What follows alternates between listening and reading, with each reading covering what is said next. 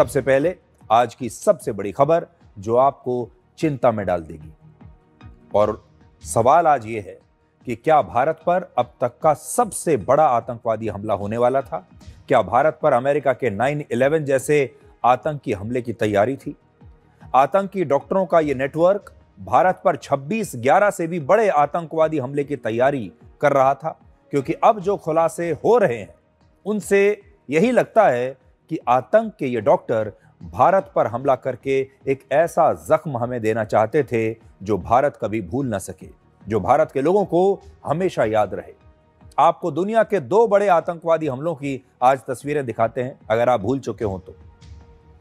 दुनिया में अब तक का सबसे बड़ा आतंकवादी हमला 11 सितंबर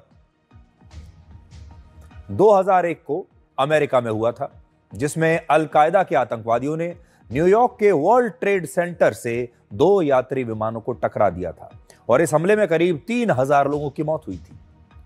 और भारत में अब तक का सबसे बड़ा आतंकवादी हमला हुआ था 26 नवंबर 2008 को मुंबई में, जिसे आप 26/11 का हमला कहते हैं। इसमें पाकिस्तान के 10 आतंकवादियों ने समुद्र के रास्ते घुसपैठ करके मुंबई में 7 जगहों पर हमला किया था, जिसमें 166 लोग मारे गए थे।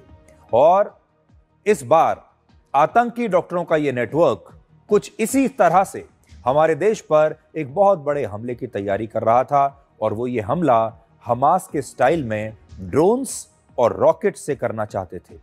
सबसे चिंताजनक बात यह है कि इस हमले की पूरी तैयारी फरीदाबाद की अल फलाह यूनिवर्सिटी के कैंपस में हो रही थी, यानी मेडिकल यूनिवर्सिटीज और अस्पतालों में बैठकर आतंकवादी हमले की प्लानिंग हो रही थी। यह हमला कैसे हो सकता था? आपको जरा 7 अक्टूबर 2023 का दिन याद दिलाते हैं, जब हमास ने इजराइल पर एक बड़ा हमला किया था। आप उस हमले की तस्वीरें देखकर जरा कल्पना कीजिए कि अगर इसी तरह का हमला कभी भारत में हो जाए तो यह कितना खतरनाक हो सकता था। हमास ने इजराइल पर सबसे पहले ड्रोन से हमले किए, फिर हजारों रॉकेट्स इजराइल पर फायर किए, और इसके बाद हमास के आतंकवादियों ने इजराइल की सीमा के अंदर घुसकर लगभग 1200 लोगों को मार डाला। और ठीक ऐसा ही हमला भारत में भी करने की योजना बन रही थी। 10 नवंबर को दिल्ली में लाल किले धमाके में अल फलाह यूनिवर्सिटी का एक डॉक्टर उमर मोहम्मद नबी मारा गया था, और अब इसका एक साथी जम्मू कश्मीर के श्रीनगर से पकड़ा गया है, और उसके साथी का नाम है जसीर बिलाल वानी। इस आतंकवादी का एक और नाम भी है, वो है दानिश, और ये जम्मू कश्मीर के अनंतनाग का रहने वाला है, और ये डॉक्टर उमर के साथ आतंकवादी हमले की प्लानिंग में शामिल था। यह आतंकवादी जसीर वानी, इससे अब एनआईए की पूछताछ चल रही है, और पूछताछ में 3 बड़ी बातें पता चली हैं इस आतंकवादी से।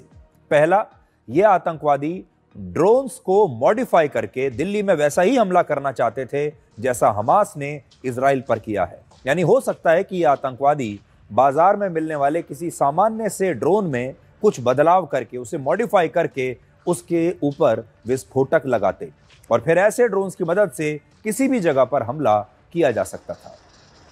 दूसरा, आतंकवादियों का यह स्लीपर सेल रॉकेट्स भी तैयार करने की कोशिश कर रहा था, और किसी भी रॉकेट की मदद से यह आतंकवादी दूर बैठकर किसी भी स्थान पर हमला करके बहुत ज्यादा नुकसान पहुंचा सकते थे।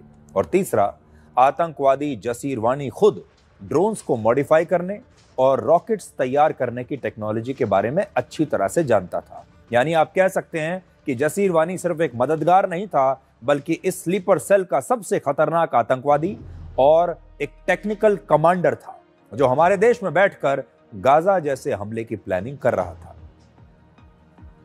आज एनआईए ने जसीर वानी को दिल्ली की पटियाला हाउस कोर्ट में पेश किया, और एनआईए को इसकी 10 दिनों की कस्टडी मिल गई है अदालत से, और आने वाले दिनों में जसीर वानी कुछ और बड़े खुलासे कर सकता है, क्योंकि अब ये 10 दिन तक एनआईए की कस्टडी में रहेगा, और एनआईए के जो लोग हैं वो 10 दिन तक इससे पूछताछ करेंगे, और इस पूछताछ में बहुत सारी नई बातें पता चलेंगी।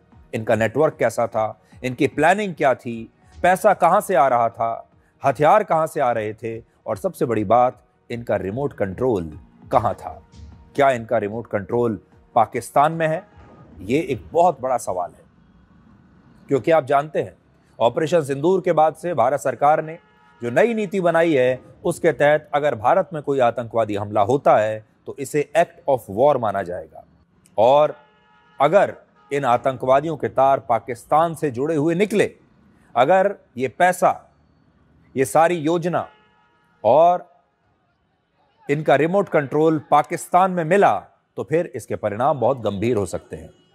आप कल्पना कर सकते हैं कि भारत के किसी शहर या फिर दिल्ली के किसी भीड़ भाड़ वाले बाजार में ऐसा हमला अगर होता तो उसमें कितने लोगों की जान जा सकती थी और कितना नुकसान होता। एक उदाहरण से इसे समझिए। इजरायल ने ड्रोन्स और रॉकेट्स के ऐसे हमलों से बचने के लिए अपना एक एयर डिफेंस सिस्टम तैनात किया हुआ है, जिसका नाम है आयरन डोम, जो 70 किलोमीटर की दूरी तक किसी भी रॉकेट, ड्रोन या मिसाइल के हमले को नष्ट कर सकता है।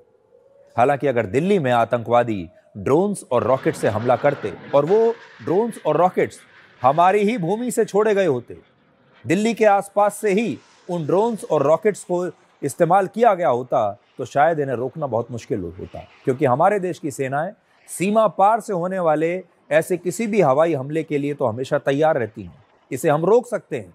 सीमा पार से कोई भी मिसाइल आए, ड्रोन आए, हम रोक लेंगे। लेकिन जब कोई गद्दार आपके घर में ही बैठा हुआ है और बैठकर आपके घर में वो ऐसे हमले करे, तो फिर ऐसे ड्रोन्स और ऐसे रॉकेट्स को नष्ट करना बहुत मुश्किल हो जाता है। दिल्ली से सिर्फ 30 किलोमीटर दूर अल फला यूनिवर्सिटी के डॉक्टर उमर नबी के भाई से पूछताछ पर आज एक बड़ा अपडेट आया है। लाल किले धमाके में डॉक्टर उमर की मौत हो चुकी है, आप सब जानते हैं, और डॉक्टर उमर के भाई का नाम है जहूर इलाही। इसने दावा किया है कि इसके पास डॉक्टर उमर का एक मोबाइल फोन मौजूद था और खुद डॉक्टर उमर ने उससे कहा था कि अगर डॉक्टर उमर के बारे में कोई खबर मिले या उमर के साथ कुछ अनहोनी हो जाए तो फिर मोबाइल फोन को नष्ट करके पानी में फेंक देना। और जहूर इलाही ने जैसा उसके भाई ने कहा वैसा ही किया, और जैसे ही उसे उमर के बारे में खबर मिली, उसने इस मोबाइल फोन को नष्ट करके पानी में फेंक दिया। लेकिन जम्मू कश्मीर पुलिस ने डॉक्टर उमर का मोबाइल फोन ढूंढ निकाला है और एक्सपर्ट्स इस मोबाइल फोन का डेटा अब रिकवर कर चुके हैं। आतंकवादियों के स्लीपर सेल में 6 डॉक्टर एक ही अल फला यूनिवर्सिटी से हैं, जिसमें से एक की मौत हो चुकी है, और अब तक कुल मिलाकर 8 डॉक्टर्स और 2 मौलवियों की गिरफ्तारी हो चुकी है। आज एनफोर्समेंट डायरेक्टरेट यानी ईडी ने दिल्ली, हरियाणा और आसपास के इलाकों में अल फला यूनिवर्सिटी के 25 ठिकानों पर छापेमारी की है, और अपनी शुरुआती जांच में ईडी को अल फला यूनिवर्सिटी में कई संदिग्ध पैसे के लेन देन मिले हैं। ईडी का कहना है कि उनकी जांच जारी है और अब डिजिटल रिकॉर्ड्स और कॉर्पोरेट दस्तावेजों की जांच के बाद आगे का नोटिस और सम्मन भेजा जाएगा। लाल किले की आतंकी घटना में शामिल आतंकवादियों को बचाने के लिए हमारे देश में एक गैंग एक्टिव हो चुका है। इसे आप टुकड़े टुकड़े गैंग के नाम से जानते हैं, अर्बन नक्सल के नाम से जानते हैं, और अब इनके लिए, इन आतंकवादियों को बचाने के लिए नई नई दलीलें दी जा रही हैं। कभी इन्हें भटका हुआ नौजवान कहा जा रहा है, तो कभी कहा जाता है कि ये अपनी जिंदगी की समस्याओं से बड़े परेशान थे, बेचारे युवा थे। आज कांग्रेस के सांसद इमरान मसूद ने इस विस्फोट में शामिल आतंकवादियों को भटका हुआ नौजवान बताया। देश पर हमला करने वाले आतंकवादियों को भटका हुआ नौजवान बताना उन्हें एक क्लीन चिट देने जैसा है। ऐसा लगता है कि इन नेताओं के लिए इनका वोट बैंक पहले नंबर पर है और भारत का हित उसके बाद कहीं आता है।